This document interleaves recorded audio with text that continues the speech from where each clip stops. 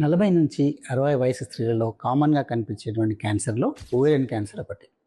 ఇది యూజువల్గా స్టేజ్ 3లో బయటపడుతుంది. కడుపులో ఓవరీ యొక్క పెద్ద గదిలో చిన్న బంతిలా ఉంటుంది. ఎర్లీ స్టేజ్లో ఏ అవయవం పైన ఒత్తిడి ఉండదు కాబట్టి నొప్పి లేదా ఇతరత్ర లక్షణాలు ఉండవు. లక్షణాలు కనిపించే సమయానికి అది కడుపులో స్ప్రెడ్ అయి ఉంటుంది.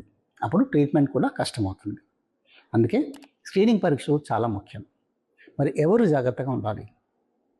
చిన్న వయసులోనే పీరియడ్స్ వచ్చిన వారు, ప్రెగ్నెన్సీ రావడానికి ఇబ్బంది పడ్డవారు, ఇన్ఫర్టిలిటీ ట్రీట్మెంట్ తీసుకున్న వాళ్ళు, అలాగే లేట్ ప్రెగ్నెన్సీ లేదా పిల్లలు లేనివారు, endometriosis, late menopause, hormone replacement therapy, ఇంకా ఒబేసిటీ, ఎక్సర్సైజ్ లేకపోవడము, కుటుంబంలో క్యాన్సర్ హిస్టరీ ఉండడము, వీరందరూ కూడా అలర్ట్గా ఉండాలి.